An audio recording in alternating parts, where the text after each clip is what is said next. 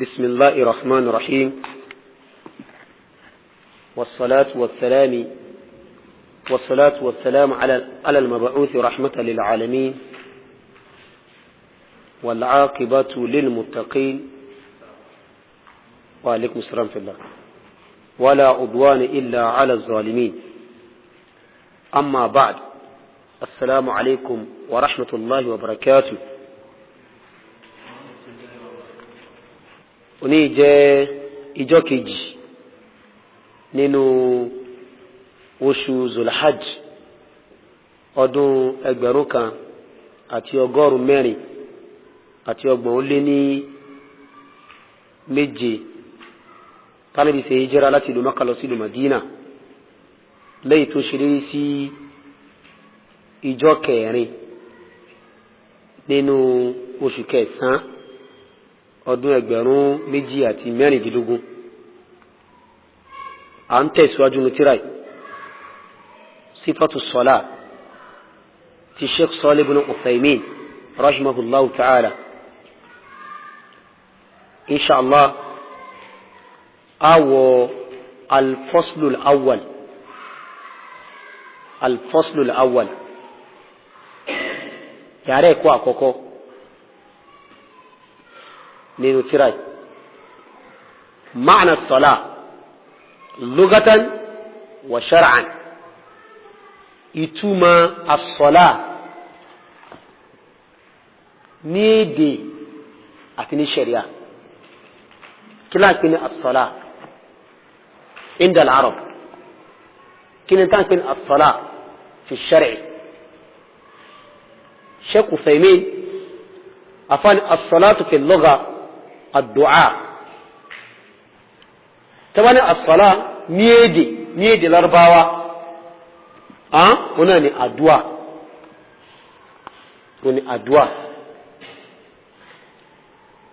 gẹ́gẹ́ bí Ọlọ́run Ọba subhanahu wa ta'ala ṣe sọ pé wasalli alayhim inna salataka sakanun lahum. gẹ́gẹ́ bí bábí kí ni bẹ̀rẹ̀ ayà náà khudh min amwalihim sadaqa abi tutahhiruhum wa tuzakkihim biha wa wasalli alayhim. síbẹ̀ ni bá ọlọ́ni mú nínú dúkìá wọn mú kíni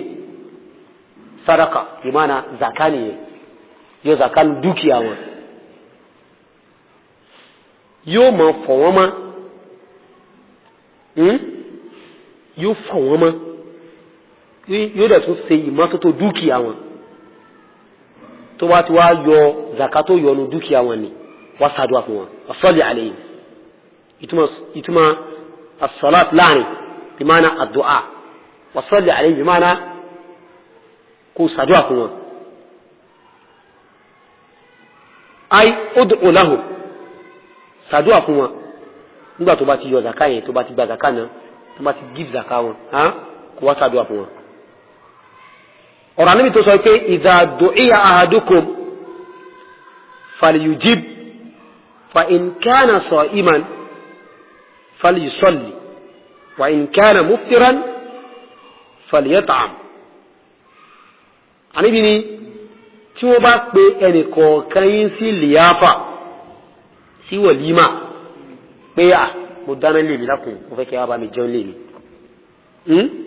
Fẹ́ jẹ́ dìbò mo tẹ́lẹ̀ rẹpẹtẹ lé ẹ bá mi jẹun. Àní fàlì yujib kó yà jẹ́ pé rẹ̀ ni o. Al-amru huna lil wujub nípa. Wájìbì ni kò lọ,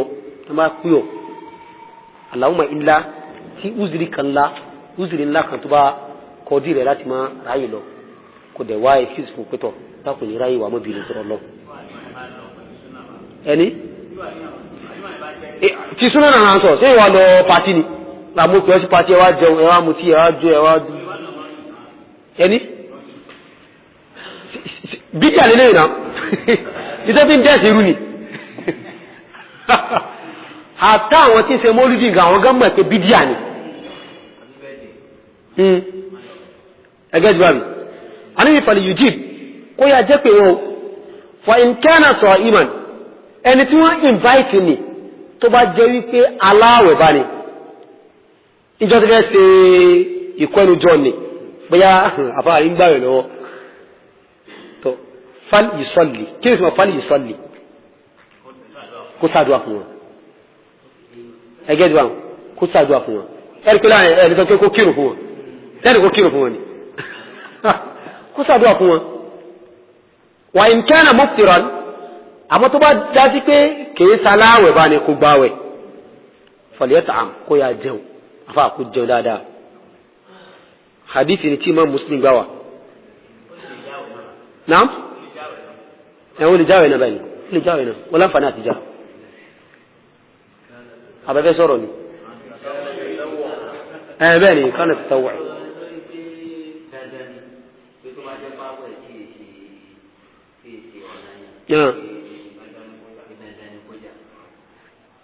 to wallahu alam in li sọ̀rọ̀ sí gaskiya in li sọ̀rọ̀ sí Ànábì sọ pé fa in kana sa'iman fali salli ata sọ pé dadani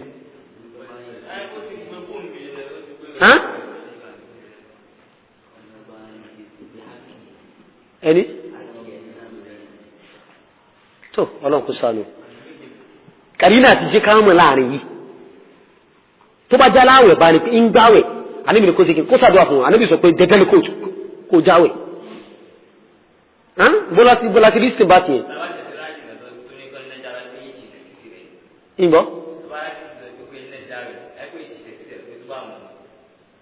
bẹ́ẹ̀ ni ilé jẹ́ texas fún ìyẹn àbí ó jẹ́ muqayyad fún mutlaq yẹn tàbá ti rádìí sí mi nìyẹn yẹ bá bá yìí sọ ṣe gẹ́gẹ́ bá rí sọ́lọ́n kó sànù wa ay falyada'u ìtumọ̀ falyusalli ìmọ̀nà falyada'u kó sàdúà wa qala al-a'sha àbí afẹ́sọ̀ inú diwanul a'sha ó ní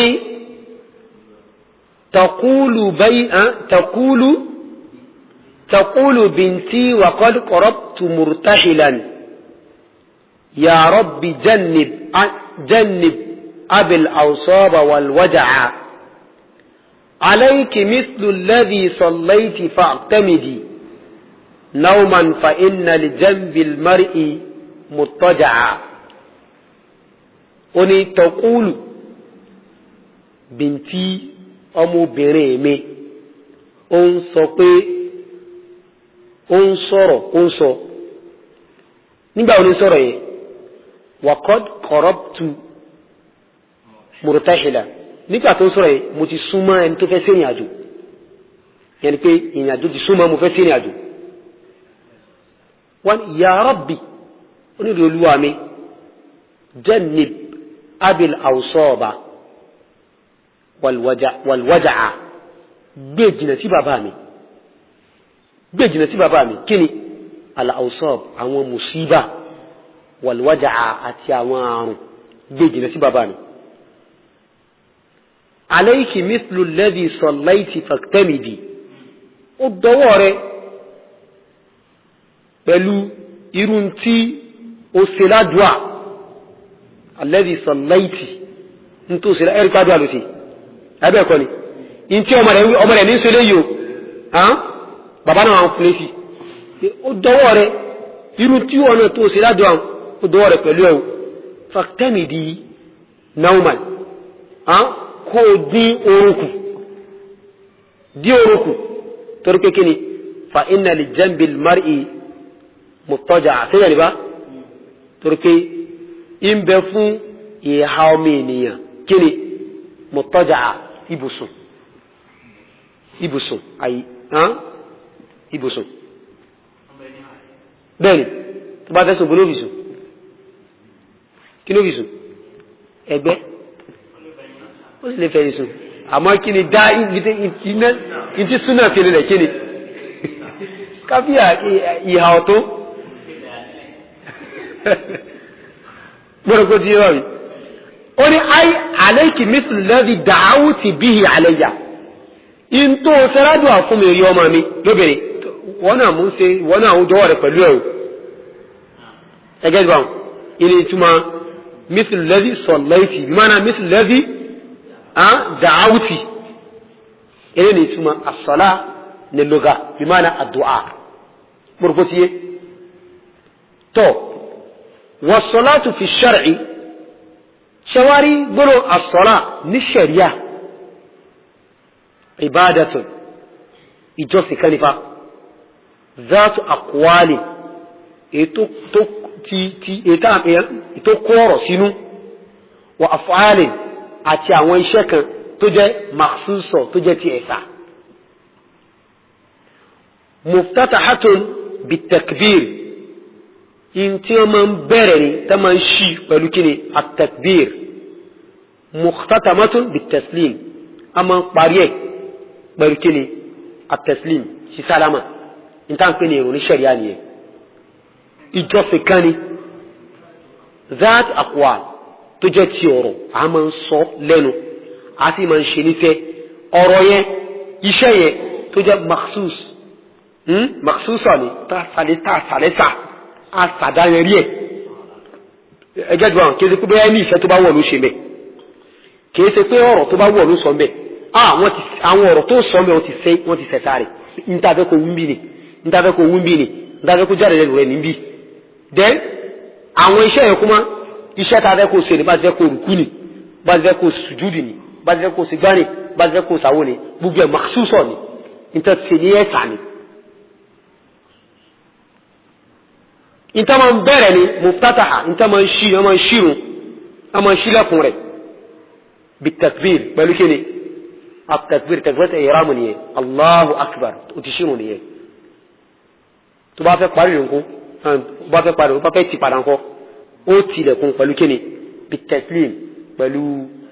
sálámà assalamu alaikum rahmatullah assalamu alaikum rahmatullah ilé nìkan pẹ̀lú kíni as-sala fi shar'i inú shar'i ilé nìkan pẹ̀lú fayashmilu dhalika salawat al-khams wal jum'a wa salatu al-janaza wa sujud at-tilawa wa sujud ash-shukri afani eléyìí o definition ta fún yìí o pé eléyìí ní tí a ń pè ní ìrun ní ṣẹ̀ríà fayashmilu eléyìí yóò wá máa contain yóò máa kó sínú yóò máa kó kíni sínú salawatul khams àwọn wákàtí márùn-ún tàn kí lójúmọ́ kan ó wọnú ẹ̀ wal jumu'a inú jímọ̀ wọnú rẹ̀ inú janaza wọnú rẹ̀ ẹgẹ́ ìgbà kódà sujudu tilawa wọnú rẹ̀ wọ́n ṣe tìláwà lọ́wọ́ ó láwọn àyè kọ̀kọ̀tà dé inú Qur'an àwọn sáyìn kan bẹ̀rẹ̀ ìpítà bá ti rí báyìí á ti kíni á lọ sujud àfáàní òun náà wọnú rẹ̀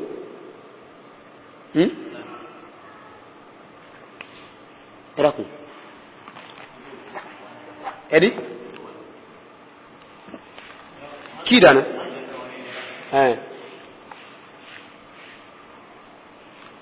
ọmọ ojú kìí sí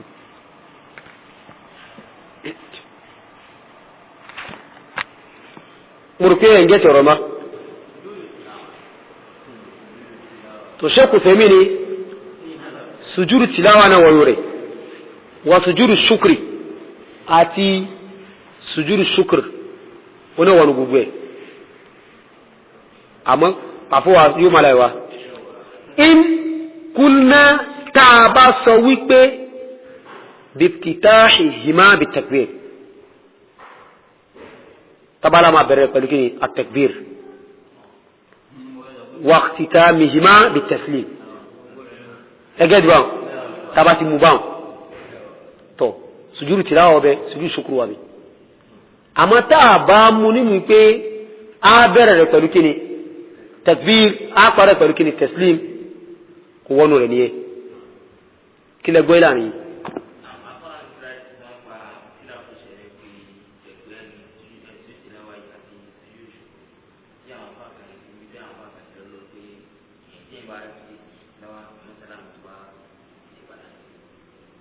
Bibu.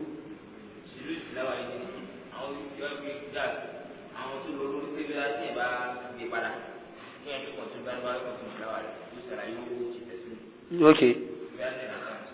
so wallahu alam ẹ sáà gbọ́n táwa sọ láàrin.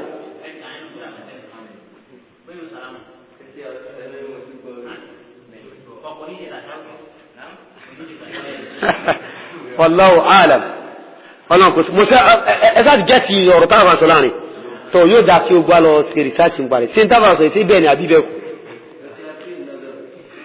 wala yashkuru zalika tawaf bil bayt ẹjá tẹ̀síwájú ṣékù tẹ̀mí ni eléyìí ò kò wọnú rẹ o kò wọnú as-sala shar'i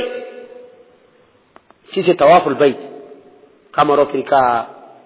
káàbà kò wọnú sọlá fi shar'i li'annahu nítorí pé ṣíṣe tawafu ni la yuftatahu bit takbir wọ́n ìbẹ̀rẹ̀ rẹ̀ pẹ̀lú takbir wala yuftatamu bit taslim wọ́n ìdẹ́ parí rẹ̀ pẹ̀lú kíni sí salama ṣẹgẹ́gbà so kò wọnú rẹ̀ àmọ́ sùjúdù tìláwà ó wọnú àbí wọnú rẹ̀ sùjúdù tìláwà ṣé tí máa fẹ́ sí tìláwà ní sí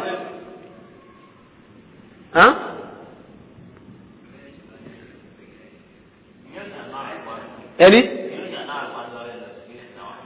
àyò ṣe Allahu Akbar tó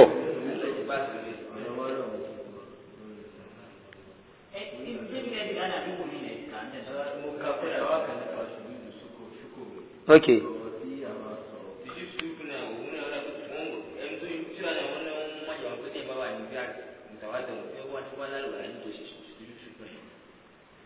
gbogbo eléyìn islam fanfa àwọn eléyìn náà bẹ́ẹ̀ni àmì ò pé sùjúdù ṣúkúrù kò sí ẹ̀dùgbà tó bá ní àlùwàlá ibi tó bá ti fún ọ nírò dùnú kan pé ibi tó bá ti bọ̀ nǹkan lọlẹ̀ bẹ́ẹ̀ náà ó lè tẹ́ ẹgẹ́ jù àbí ṣe ọjá lọ wọ́n máa hadith at-tawafu bil bayti salatun sẹ́yìn bá rìn yíwa afáàfù tó fẹ́ gbẹ̀rù lé àlàyé kan lórí tawafu yẹn ni ẹ̀rì pẹ́ ní tawafu bil bayti nípa kò wọnú kíni as-salat àbí wọ́n àmá àdíìsì tí Imamu Tirmidhi gbáwà lábẹ́ kitabul hajj báàbù ma jaa fil kalam fi tawaf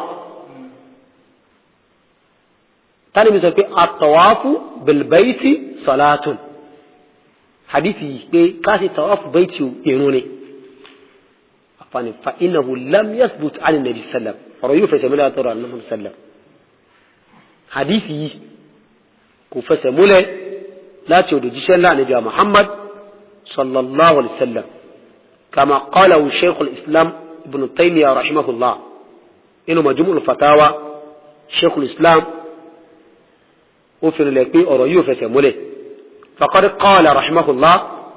ibn Taymiyyah ni wa qad ittafaqa al-ulama ní ti pàápàá àwọn olùmọ̀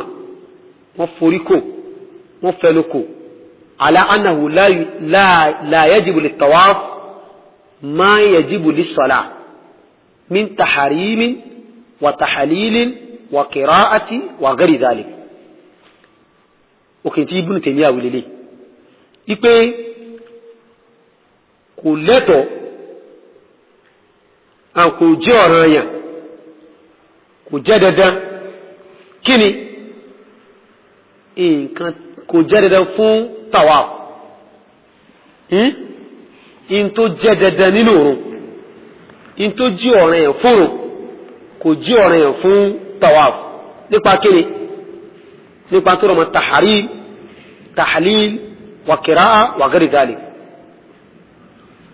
wala yubtiluhu kò sí tí ma kèé bá jẹ́ o ma yubtiluha ìtí ma ń ba ìrun jẹ́ kèé bá tawaf kèé bá jẹ́ ìtí ma ń ba ìrun jẹ́ bí kíni min al-akli wa shurbi wal kalam wa ghayri dhalik gbogbo àwọn kan wọ̀nyí ẹ̀rí pé téèyàn bá ṣe kanú àwọn ilé ó bá àrùn jẹ́ abẹ́ẹ̀kọ́ ni àmọ́ téèyàn bá ṣe tàwáfù lọ tó wá ṣe kanú ẹ̀ kò bá tàwáfù rẹ̀ jẹ́ ṣe ìdí tó já sí pé tàwáfù kìí ṣe kí ni sàlá ilé ni àfà ọ̀rọ̀ tá fà mú láàrin pé àwọn àfà sì fẹ́nu kò lórí bẹ́ẹ̀ ittifakan so hadisi pé at-tawafu bil bayti salatun tọ́nà iṣẹ́ kò fẹ́mí ni ọ̀rọ̀ yóò fẹsẹ̀ múlẹ̀ látọ̀rọ̀ àná Muhammad sallallahu alayhi wa sallam. al-faslu ath-thani ní sẹ́tìgbọ́n tí a ń pè ní as-salat lugatan àti kí ni shar'an. mo rò pé tí báyìí sáà ń bẹ pẹ̀lú mi báyìí tọ́ al-faslu ath-thani ìfọ́síwẹ́wẹ́ kejì yàrá ẹ̀kọ́ kejì mata wa aina furidoti salatu nígbàwo àti pé gan níbo náà ti ṣe ìrun ní ọ̀ranyàn ìgbàwo ni ìrun dọ̀ranyàn then ibo ló ti dọ̀ranyàn ṣé gbọ́dọ̀ yé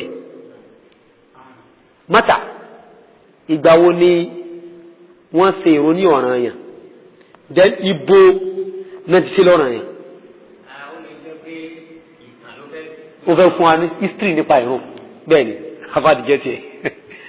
ó fẹ́ fún wa ní ìtàn nípa bí ìrun ṣe wáyé gan-an ibo ni wọ́n ti sọ ìrun di ọ̀ranyàn ìjọ ọ̀ranyàn rẹ̀ àti ibo ló ti wá. orúkọ tí wà mí. فرضت الصلوات الخمس قبل الهجرة ليلة المعراج وقت ما نطان كيلو جمعكين wọ́n ṣe lọ́ranyàn ó jẹ́ ọ̀ranyàn ni ó síwájú kánàbí tó ṣe hijira ní òru tánàbí tó ṣe ìrìn àjò lọ sí sánmà kejì lọ ní mi'raj ay fi laylati allati usriya فيها برسول الله صلى الله عليه وسلم إلى بيت المقدس ثم عرج به إلى السماء ينتقلون فالميراج يعني أي على جوتي على تيو سليتي عليه السلام ومسيري أجواله أسريا ومسيري أجواله إلى بيت المقدس لو في Kudusi lọ bí mana Jerusalem lọ́wọ́ àbí ìgbà tó dé Baitul Muqaddas ó wọnú mọ́sálásí ẹ̀ ó yẹn rákà méjì ó ṣàdúà thumma urja bihi ila as-sama lẹ́yìn náà wọ́n ti gbé lọ sí sánmà nìyẹn wọ́n ti gbégun òkè lọ sí sánmà nìyẹn wa kana zalika eléyìí ṣẹlẹ̀ ní o قبل الهجرة síwájú kánàbí tó ṣe hijira bisanatin wahida pẹ̀lú ọdún kan yẹni pé ó kú ọdún kan tánàbí ṣe hijira tó fi lù Mákà lẹ̀ lọ́rọ̀ kí ni Isra wal Miraj tẹ̀lẹ̀ ìgbọ́ ìbába ti mú wá láàrin wákìlà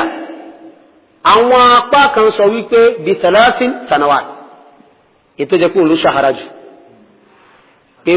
ọdún mẹ́ta ló kú tánàbí ó ṣe hijira tí ó fi Mákà lẹ̀ lọ sí Mádínà ló ṣe ìrìn àjò lọ sí sánmà kejì lọ lẹ́tọ̀ jẹ́ pé ilé ló ṣàhárá jù tó sì já sí pé òun náà ló fẹ́ fẹsẹ̀ múlẹ̀ jù ṣẹgẹ́dì bábí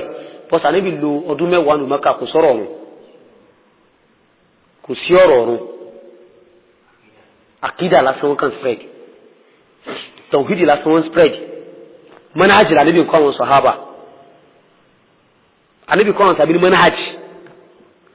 ó kọ́ wọn ní tawhid ó kọ́ wọn ní àkídà àwọn kalimat mẹ́tẹ̀ẹ̀ta ó yàtọ̀ síra wọn fa manhaj at-tawhid al-aqida ànábì kọ́ wọn ní manhaj kí ni manhaj ànábì kọ́ wọn ní àárín ọdún mẹ́wàá yẹn ànábì sọ pé kún ṣe khuruj sáwọn kèfèrí tí ń fi ìnira kan wọn kí ló fà wíwo maslaha ẹlẹ́ẹ̀kejì kò sí istita'a kò sí tọ́ọ̀kọ̀ kò ságbára manhaj nìyẹn ọlọ́run rán níbi wà láti wá wú àwọn sàyí ni àìrẹ́ ọ̀kọ́ ni kí wá ló fà á ìjọ tọ́lọ̀ ní yá ayyuhal mudaththir qum fa'anzir kó kẹ̀sì kó sì wọnú kààbà kó sì máa wó gbẹ̀dàrú àwọn afilẹ̀lẹ̀ for good 10 years tí ó fọ́ kàwọn sáyẹn kí la fẹ́ gbọ́ ìlànà wọ́n lẹ̀ tó ń fi ìnira kẹwọ̀n ní òfò kan iná ní tẹ́ bẹ́ẹ̀ tẹ́lẹ̀ náà àmà tí wọ́n àti náà àbí ẹ̀kọ́ ni àmọ́ ká sọ pé káwá wó inú tí mo rọ̀ tánàbí sọ pé man ra'a minkum munkaran falyughayyirhu biyadihi kí ló tó fi ṣe tagyiru munkar bil yad manhaj ni tanke manhaj ahli sunna ni nítorí pé gbàrà kò tí sí government lọ́wọ́ wa àti ní dáúlà bá à ń bẹ lábẹ́ àwọn kèfèrí náà ní inú dáúlà wọn láwà àmọ́ lónìí ìyẹn ń pẹ̀rẹ̀ ní sẹ́lẹ̀fíyà pé òun tẹ̀lé mọ́nájà àwọn ènìyàn ṣáájú ni ó sì wà nínú dáúlà àwọn kèfèrí ó sì lágbára ọ̀rẹ́ mi ó sì kúrújì ẹ̀rì pé lè fi mọ́nájì kalẹ̀ kọ́nà yìí jẹ́ pé ẹgẹ́ ti ń sì bá ti àárín ọdún mẹ́wàá yẹn kò sọ̀rọ̀ kúrújì bá àwọn sàhábà gan ni wọ́n tó ń fi ìnira kan àníbòdò sọ pé àsìkòyà kájà ẹgbẹ́ra tó ń wò wọ́n rán ni kọ́sì kò tí ìsagbára ń gbà náà tó bá ti tẹ́ àbá lo irú ìsìlúbù Mákà ni ní zamani tiwa yìí wà láì ló rọrùn láwà àwọn yìí sì mọ̀ gba Islam àmọ́ ìsìlúbù ìbò náà lò ìsìlúbù Mọ̀dínà náà lò ìsìlúbù Mọ̀dínà ni à ń lò zamani wa yìí nìsín which is wrong fún gbẹ́ni tó bá mọ kí náà ń pè ní ẹ̀sìn tó bá sì mọ history nípa Islam uslubu Mákà yẹ kama lu báyìí because kò sí ibi tẹ́tí mọ̀ pé wàláhì alágbára kò sí agbára lọ́wọ́ mùsùlùmí ẹ sọ kọ́ńtírì tí wọ́n ń gbajú sí alọ́wọ́ àwọn kékeré ẹ sọ kọ́ńtírì náà pé kọ́ńtírì kan ni o tó yẹ pé ìlú àwọn mùsùlùmí yìí o pé wọ́n gba owó sàkọlẹ̀ ẹ̀yìn sí sàkọlẹ̀ wọn pè nàbí kíni táàfẹ́ lọ́wọ́ àwọn kékeré tí wọ́n mọ̀ gbọ̀n fún yẹn ẹ sọ ìlú náà wàhádà àlámà wàhádà dalil eléyìí jẹ́ bí ẹ̀rí tí ń tọ́kùnrin pé a sì wà nínú kíni ipò pé alẹ́ ipò mọ́kànlá wà báyìí kò ságbára àwọn afẹ́mọ́nù mẹ́tọ̀rù Mọ̀dínà ẹ̀dá kò tìrọ̀ náà ṣé ìrọ̀rùn wà àbí àmà fi ìrora kan ìsìlámù náà tó etí ìfẹ́rẹ̀ nìyẹn irú táwọn àwọn táwọn ká kọ̀rọ̀ wọn lánàá ìṣesí wọn nìyẹn tẹ́ bá gbódà rẹ̀ rí pé mọ́nájì wọn nìyẹn sọ́nà kó sànù wa sọ àwọn mìí sọ pé ọdún mẹ́ta ni ló kù tánà bí ó ṣe jíra tí ó fi ṣe jíra sílùú Mẹ́kà àwọn lọ sílùú Mádínà ni ó lọ sí Isra wal Miraj wákìlà bí 5 sanawat àwọn mìí sọ pé ọdún mẹ́wàá gan ló ní àwọn ọdún márùn tánà bí ó ṣe jíra tí ó fi Mẹ́kà lọ sí Mádínà ni wọ́n ṣe ní ó ṣe Isra wal Miraj ala kulli hal eléyìí ikhtilafu riwayat ni burko jadi babi to wa faradaha Allahu ala nabiyhi sallallahu alaihi wasallam 50 salatan ní sama kejilo Ọlọ́run ṣe ìrun ní ọ̀ranyàn fún ànábì rẹ̀ ànábì Muhammad sallallahu alaihi wasallam tó já sí pé òǹkà ìrun yẹn 50 ni àádọ́ta tàwà ẹgẹ́ jùlọ àádọ́ta ìrun làbá mọ̀ kí lójúmọ́ kan àádọ́ta ìrun làbá mọ̀ kí lójúmọ́ kan 50 salatan kulla yawmin wa layla ní jojúmọ́ àti òru ẹ̀ fa qabila àníbi wá gbà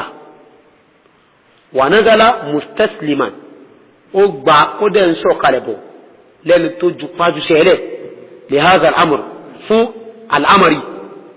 radiyan lẹ́nu tí ń yọnu bí fardillahi la pẹ̀lú ọ̀ràn yẹn ọlọ́run bá fún tọ́lọ̀ sí fún ọ̀ràn yẹn lélẹ́yìn ó yọnu síbẹ̀ ń sọ kalẹ̀ bọ̀bẹ̀ wa huwa qa'idun hadhihi al-umma anabi sallallahu alaihi wasallam ó ní afakun al'umma yìí ó ní qa'idun ní mafakun wa ó ní bí jagora tawsa wal jagora afakun ẹgẹ́ jùlọ ó ní afakun al'umma waltizamu walkiri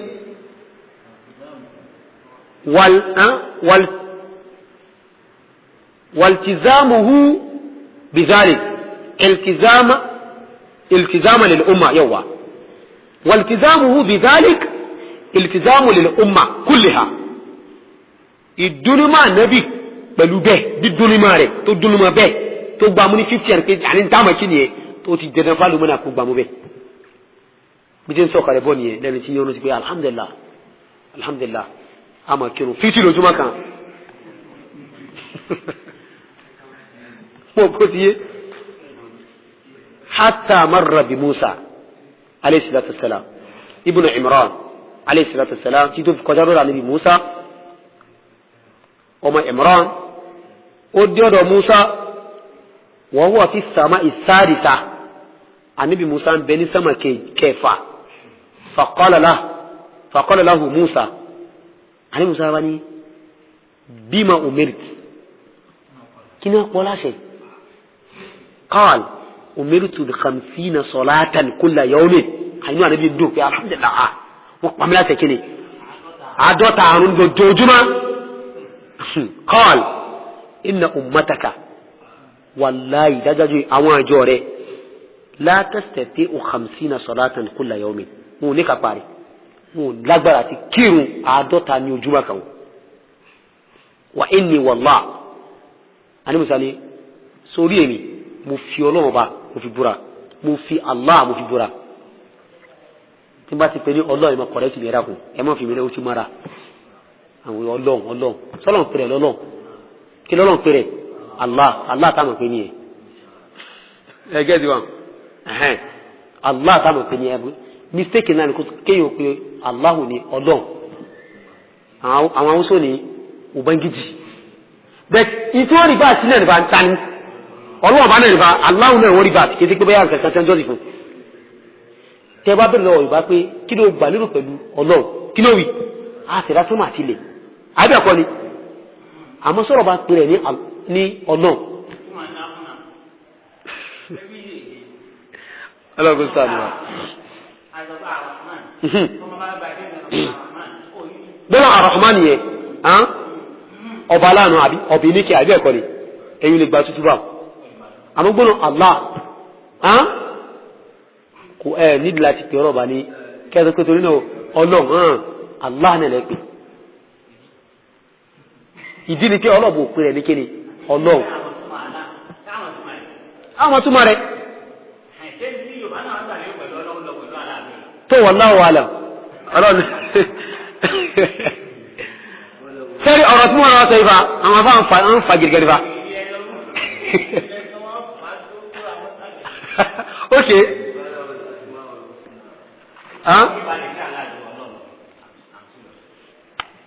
to say the part into fi ń dájú bá àwọn mi sọ pé ìlàhádì ni ìbẹ̀ ìlàhádì kí o pè lọ́ọ̀bá ní kíni kí o pè Allah ní Ọlọ́run ara ìlàhádì ló wà torí pé ọlọ́ọ̀bù pè rẹ̀ bẹ́ẹ̀ Yorùbá lè pè Allah ní kíni Allah Haúsá lè pè Allah ní kíni Allah Ìgbò lè pè Allah ní kíni Allah kò sí èdè tí ò lè ro tí ò lè rí pè àmọ́ kí Ìgbò mọ̀ pé Allah ní Chineke sọ́nà pẹ̀lẹ̀ Chineke ọba tààlà ni ba ọba tààlà ni o ani ọba tààlà àwọn changes ẹni injosa Elédùmarè bal àwọn babaláwo ganimọ̀ lójú àwọn babaláwo ń lu kẹ́lẹ́mọ̀ ẹ̀jù wọ́n lu gbónà ẹ̀jù so ká pé Allah ni Allah kò lè dé Allaha àwídé Ar-Rahmana ayyamma tad'u falahu al-asma'ul husna kò lè dé Allah udu Allah Allah lẹ́sìn wallahu a'lam ọlọ́run kó sàlùwà náà ilà wa inni wallah àníbi Musa ni sórí èmi mo fi Allahu mo fi búra qad jarrabtu nasa qablak mo ti tẹ́sì àwọn èèyàn síwájú rẹ̀ ìrẹ́ Rasulullah mo ti tẹ́sì àwọn èèyàn síwájú rẹ̀ wa alajtu bani Isra'il ashaddal mu'alaja ẹgẹ́ dùn mo dẹ̀ ṣe ìgbìndánwò fáwọn bani Isra'il ní ìgbìndánwò tó ní agbára àbíkẹ́ni mo ṣògùn àwọn bani Isra'il ní ìṣògùn tó lágbára àmọ́ tó ti bẹ́ẹ̀ náà wọ́n fail mo test gbogbo wọn mo gbé wọn sọ́tún mo gbé wọn sísè mo rí pé káì àwọn ẹni yìí ọ̀rọ̀ wọn ó gba pẹ̀lẹ́ torí jẹ́rẹ́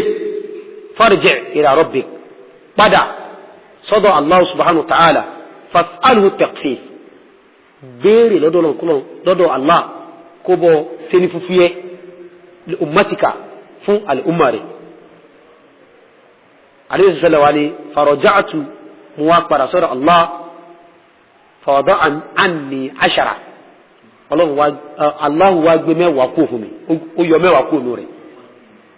ó kú mélòó ó kú 40 àbí faraja'tu ila Musa faqala mithla ó tún wá padà sọ́dọ̀ Musa ó tún sọ the same thing faraja'tu ó tún wá padà sọ́dọ̀ Allah fawada'a anni 10 Allah tún yọ mẹ́wàá kó faraja'tu ila Musa mo tún padà sọ́dọ̀ Musa faqala mithla ó tún sọ the same thing faraja'tu mo tún padà sọ́dọ̀ Allah fawada'a anni 10 ó tún yọ mẹ́wàá kó ó di mélòó nù ó kù 20 فرجعت إلى موسى فقال مثله فرجعت متوا قد صدى الله أبي فأمرت ب10 صلوات كل يوم الله وقع ملاته بلو إرموا وقت موا نيوجما كان فرجعت فقال مثله متوا قد صدى موسى تصدى same thing farajatu mutuwa padà sí ọ̀dọ̀ Allah subhanahu wa ta'ala fa umirtu bi 5 salawat Allah wá pa mí láṣẹ pẹ̀lú wákàtí 5 kulla yawmin jojuma farajatu ila Musa mutu padà sọ́dọ̀ Musa fa qala bima umirtu kini Allah tó pọ̀ láṣẹ qultu umirtu bi 5 salawatin kulla yawmin wọ́n pa mí láṣẹ pẹ̀lú wákàtí 5 ní jojúmọ́ qala Musa tó sọ pé inna ummataka la tastati'u 5 salawatin kulla yawmin wallahi wọ́n lè kíra wákàtí 5 ní jojúmọ́ wa inni qad jarrabtu an-nasa qablaka wa 'alajtu bani Isra'il ashadda al-mu'alaja torí pé wallahi mo fi Allah búra èmi ṣe gbìndánwò mo experience àwọn ènìyàn mo ti ṣe tajriba mo ti kí ni yóò bá rẹ̀ gẹ́gẹ́ náà ìdánwò àbí ọlọ́run ènìyàn mo dẹ̀ tẹ́sà àwọn Bani Israel ní ìdánwò tó lágbára gan torí dèrè farji' ila rabbik para sọ́dọ̀ Allah subhanahu wa ta'ala béèrè lọ́wọ́ rẹ̀ takfif kó mú fúyẹ́ fáwọn al'umma rẹ̀ qal anábí wa ní sa'altu rabbi mo ń béèrè lọ́dọ̀ Ọlọ́run Allah subhanahu wa ta'ala kíni hatta stahayaitu báyìí gaskiya ojú tí ni mo ń tijú Allah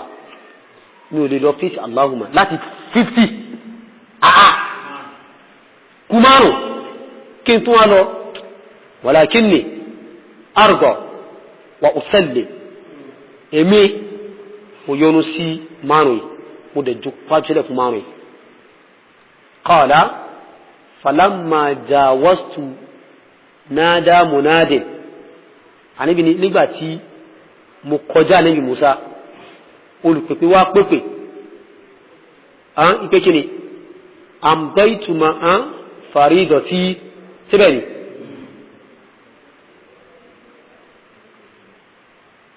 báyìí walakinni arda wa usallim qala ani bi sura lani nisi falamma jawastu nígbà tí mo kọjá sámàkì fàníyẹ kó mo kó lọ́rọ̀ Musa olùpèpè wá pèpè amdọ́ìtú faridọ́tì wa khaffaftu an ibadi síbẹ̀ ní báyìí mo ń wo ìbára yẹn sí jùmlà yẹn sọ́rọ̀ bá mi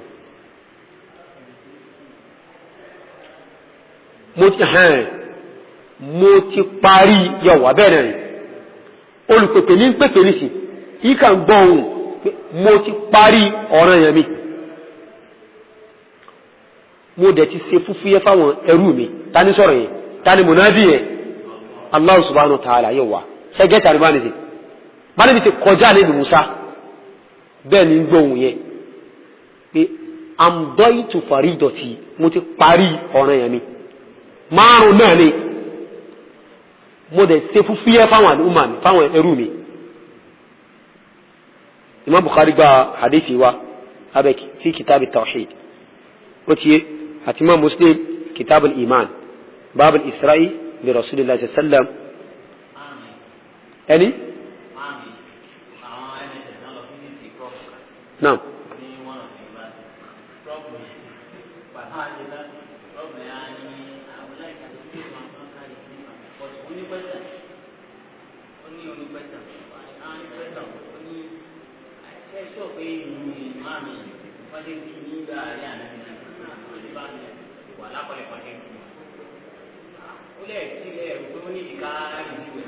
subhanallah kárí ni ẹ̀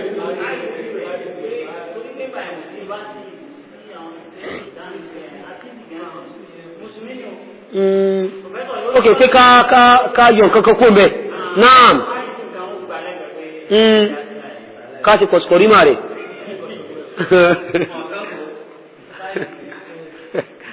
ọlọ́pàá kó sáà lọ wa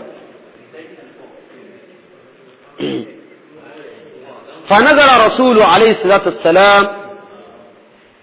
على نبي محمد صلى الله عليه وسلم على نبي واسق عليه راضيا بذلك منشرحا به صدره على نبي واسق عليه لأن تيونسي كني وقت مانو يبينا لأن تي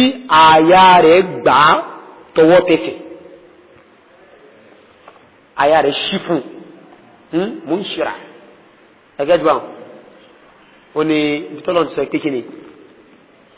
man yashrah sadrahu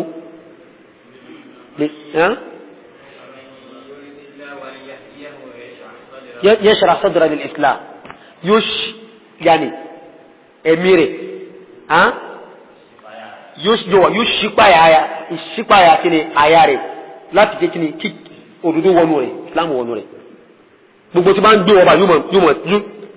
mọ̀ wọnú ẹ̀ ilé túnmọ̀ rẹ̀ walillahi alhamd adúpẹ́ fọ́nà ọba alhamdulillah wa awwalu ma furidat as-salah kanat ala rak'atayn illa al-maghrib fatalat àkọ́kọ́ tó kọ́ sí lọ́rọ̀ yẹn ní wákàtí márùn-ún fa rákà méjì ni kìtì mẹ́rin àkọ́kọ́ ìjọ ọ̀ràn àyàrún gangan yẹra tàwùláàkì méjì gbogbo ẹ̀ ilá al-maghrib àfi ìrun maghrib nìkan rákà mẹ́ta ló ń ṣe mẹ́ta náà ló ṣe wà dì sí ثم لما هاجر النبي صلى الله عليه وسلم زيد في صلاة الحضر فصارت رباعية ما عدا الفجر والمغرب lẹ́yìn gbàtà níbi wá ṣe hijira lọ sí ìlú Madina ma ṣe lé méjì kó nìyẹn fún ẹni tó wà nílé asàlàyé nínú lẹ́kṣọ̀ tàbí nípa kọ́sùr ilé ni ìpìlẹ̀ ẹ̀rù gẹ́gẹ́ nìyẹn rákà méjì ni àti Maghrib nìkan nínú àsùbá rákà méjì ni Zuhri Asr Isha rákà méjì ni Maghrib nìkan ni mẹ́ta rẹ̀ tẹ̀gbàtà ní bá fi jíra sí Madina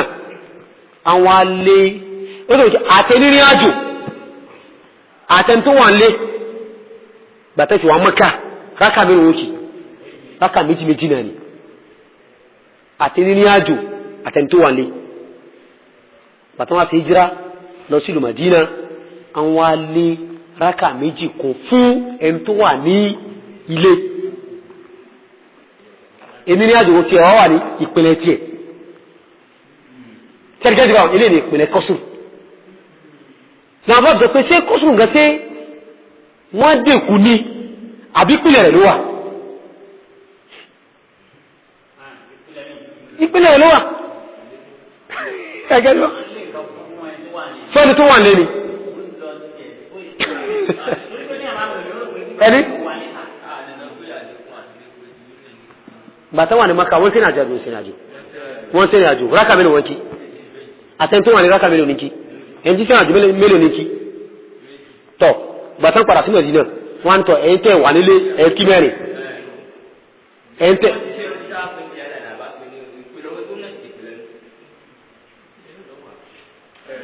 wọ́n ní wọ́n lé méjì kún ẹni tó wà nílé pé ìwọ tó wà nílé tó sẹ́ni àjò kí mẹ́rin ìwọ tó wà nílé àjò méjì tó wà tẹ́lẹ̀ dáàmù ní kó mọ́ kí iná ní kí ló jọ tẹ́lẹ̀ àtẹ́ntó wà ní àjò àtẹ́ntó wà nílé mílíọ̀nù lẹ́nu jọ tẹ́lẹ̀ méjì méjì àfi Magrib nìkan gbàtàn wá tá wá padà sí Madina àwọn tọ̀ àwa tá wà nílé o àti ṣe ziyara tí a sàlékún fún ti ẹ̀kí rákà mẹ́rin fún zuhuri asir àti isha rákà mẹ́rin lẹ́wàkí àmẹ́ntẹ́ wà ní àjò ẹ̀fílẹ̀ ní méjì mẹ́tẹ́ ìkítẹ́lẹ̀ dáàmù kọ́sùrù bá pìlẹ̀ lọ ni tó mọ̀ sí pẹ̀lú ilẹ̀ àwọn fáàmì sọ pé kọ́sùrù táǹkì ẹ̀ ẹ̀kọ́ àwọn mímọ̀ pé kò ẹ̀ká kí kọ́sùrù akákìrò pé ní ìbẹ̀rù àwọn àbátẹ̀wò bá ní no kọ́sùrù yẹn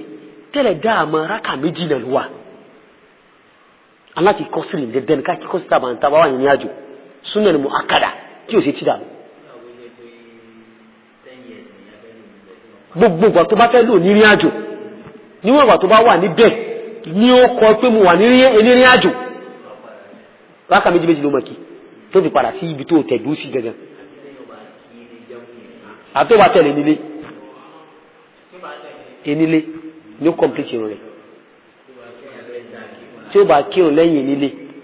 ní ó complete irun rẹ̀ ẹni tó wà nínú ìlú tó travel lọ tí ó bá kírun lẹ́yìn rẹ̀ ètò yóò complete irun àmọ́ tí ó bá dárun kí àbí tó wọ́n bá jẹ́jẹ́ mọ́ àti tí ó bá jẹ imam tí ó bá ti ṣe wá pé kírun tọ̀ méjì ní òkì ó jẹ́ pé 10 years ló bá lò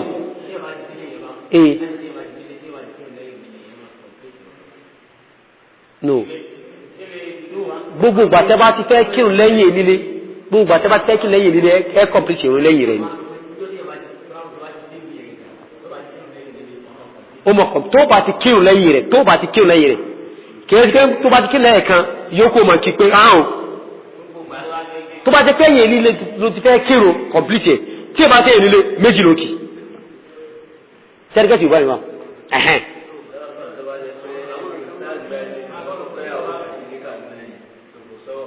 kò sọ̀rọ̀ kọ́sùn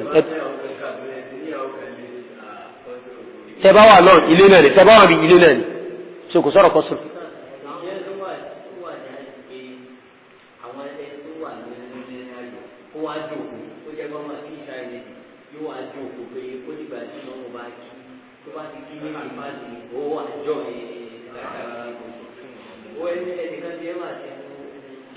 kó kọ́mpìtì rẹ̀ lẹ́yìn ìmáàmù ni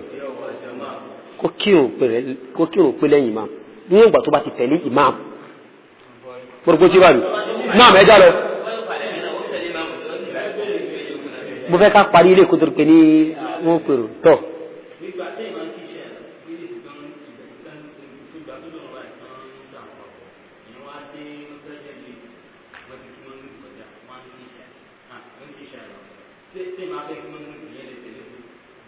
a sàlẹ̀ ilé ìlànà náà a lè tẹ̀lé o a tẹ̀lé o a máa ní ẹ̀ Maghrib àwọn tí dàníyàn ìṣá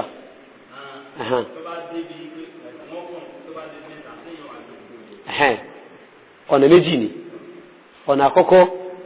tó bá ti pé mẹ́ta tí ma mọ́ dìde jí àbí ẹ̀yẹ ẹ̀lì sálámọ̀ tí ẹ parí tí yínú ẹlẹ́ẹ̀kejì tó bá ti pé mẹ́ta yẹn ẹ jókòó de imam tí ó fi kí rákà ẹlẹ́ẹ̀kẹrin tiẹ̀ ẹ wà dúró díẹ̀ tí ó fi ṣàtáyà ẹ wà tó sálàmù papọ̀ so eléyìí ní tí imam ahmad dẹ̀ lórí ṣẹ́gẹ́ dùbà mi àbẹ̀tì tó fẹsẹ̀ múlẹ̀ jù ní kí yóò dún pẹ̀lú imam kó sálámù pẹ̀lú ẹ̀ naam ida zida fi salati al-hadar fasarat ruba'iyya ó wá di rákà mẹ́rin ma ada al-fajr yàtọ̀ sí ìrun àsùbá wal maghrib àti maghrib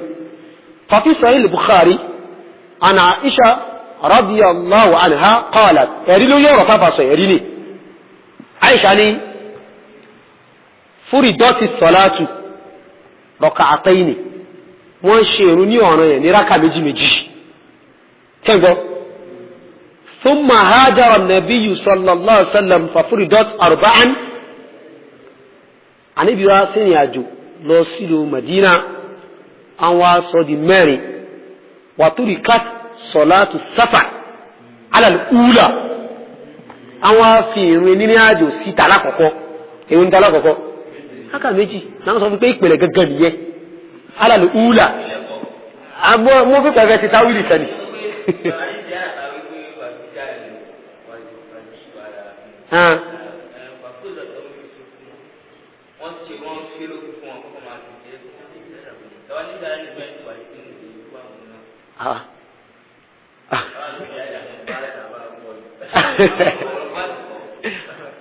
mo rò pé ẹ ti jẹ́ jẹ̀wá mi. Hadithi ni tí Imam al-Bukhari gbà wá fi kitabi manakib al-ansar babu tarikh min aina arukhu tarikh then warawa al-Imam Ahmad rahimahullah ona gba ẹgbọ̀rọ̀ wa ipe illa al-maghriba àfi maghrib nìkan li'annaha watrun àbí witrun torí pé witri ni bí mana odd number ni àbí so Ọlọ́run bá fúnra rẹ̀ gẹ́gẹ́ fúnra kíni Allah gẹ́gẹ́ fúnra kíni witrun ni wa yuhibbul witra ẹ̀sàrà rí wa subha ìrun àsùbá kuma àbí illa al-maghriba li'anna witru wa subha àti ìrun maghrib àti àsùbá nìkan li'anna àti ìrun àsùbá àbí síbẹ̀ níbẹ̀ ẹgbọ́lẹ̀ kàsí inú ruwa Imam Ahmad ó ní illa al-maghriba àfi maghrib nìkan nítorí pé maghrib yẹ jẹ́ wítìrì wà ní sẹ́wárí àsùbá àti àti àsùbá náà ó ní àsùbá àti ẹ̀ li'annahu yutawwilu fi al-qira'ah torí pé wọ́n fa kéwùgùn bẹ́ẹ̀ dáadáa wọ́n fa kéwùgùn tàbátí wọ́n ní ká tún lé rákà kún sí ká tún lé rákà méjì kún mùsákà yóò fẹ́ pọ̀jù àmọ́ torí kí al-mushaqqa kíni àwọn ni kí wọ́n mọ̀ wà ní kíni rákà méjì jẹ bọ́ta àmọ́ fa kéwùgùn dáadáa àrímọ̀ ẹ̀kẹ́ àyà 60 lọ sí 100 ara dìsí náà ni inú ruwa àti Imam Ahmad Aisha ni illa al-maghrib li'annaha witrun wa subha li'annahu yutawwilu fiha al-qira'ah wa qad ikhtalafa al-ulama'u rahimahumullah àwọn àfáàní yapa Ọlọ́run bá ṣe ìkẹ́ fún wọn wọ́n ní hal kanat as-salatu mafrudatan qabla al-mi'raj wọ́n ní ṣé ìrun sí ọ̀ranyàn ló jẹ́ síwájú kí Ànábì ó tó ṣe mi'raj tẹ́ntì sí ọ̀ranyàn tẹ́lẹ̀ ọ̀rọ̀ ọ̀run kánàbí ó tó ṣe mi'raj ni sí ọ̀rọ̀ ọ̀run ti sọ̀kalẹ̀ tẹ́ntì sí ọ̀ranyàn tẹ́lẹ̀ nígbà yẹn fazahaba ba'dul ulama àwọn apá kan àwọn àfà wọ́n lọ lórí pé annahu lam yakun qabla al-mi'raj salat mafruda irun tó jẹ́ ọ̀ranyàn kan ò jẹ́ síwájú kánàbí tó ṣe mi'raj illa ma waqa'a min al-amri bi salati al-layl àyàfi tí àṣẹ wá fún pé ìrun tí òru min ghairi tahdid láì fi àlàfi ìrun òru bí máa na ìrun náfílà lóru amúhùn fàlà sí pé ọ̀rọ̀ yẹn àbí sọ̀rọ̀ yẹn wa dhaba qawmun àwọn míì lọ wípé ìlà anna salat kanat mafruda wípé ìrun ó jí ọ̀ranyàn raka'ataini bil gada raka méjì ní àsùbá wa raka'ataini bil ashi raka méjì ní àṣálẹ́ wallahu subhanahu wa ta'ala a'lam eléyìí ọ̀rọ̀ àwọn àfáàní ṣẹgẹ́dì bábí aha bet ntí atàtìgbọ́ ilé àrìn ní pé táàmù tí wọ́n ṣe ìrun ní ọ̀ranyàn ìnìbàtà níbi tẹ́kìní Isra wal Mi'raj ìbóná ti ṣe lọ́ranyàn láti sánmà kejì lọ gbogbo àwọn ìbàdàtì yòókù ìbóná ti ṣe wọ́n lọ́ranyàn ilẹ̀ eléyìí tọ́kọ̀ dẹ́rẹ́jà ti bẹ̀ fún ìrun lẹ́yìn kínú lẹ́yìn tawhid kò sí ìbádà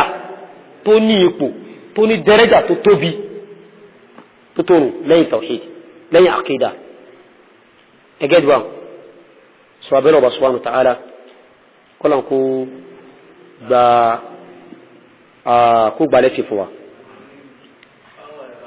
Wa alaikum salam tula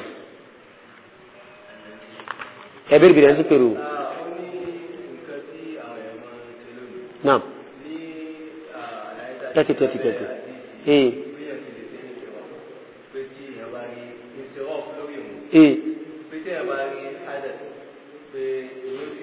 aha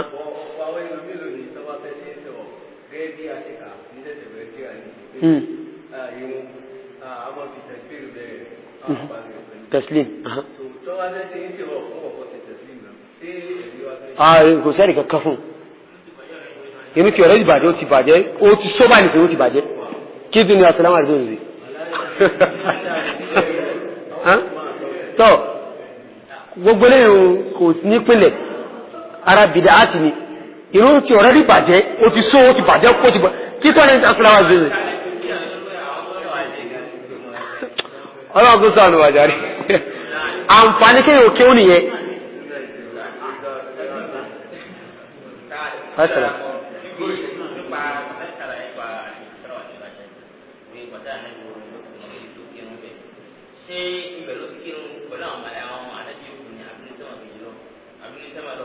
Wallahi ni dansi. Ni dansi. Ustaz ekuru. Ẹja pèrò. Subhanakallahumma wa bihamdika ashhadu an la ilaha illa anta astaghfiruka wa atubu ilayk.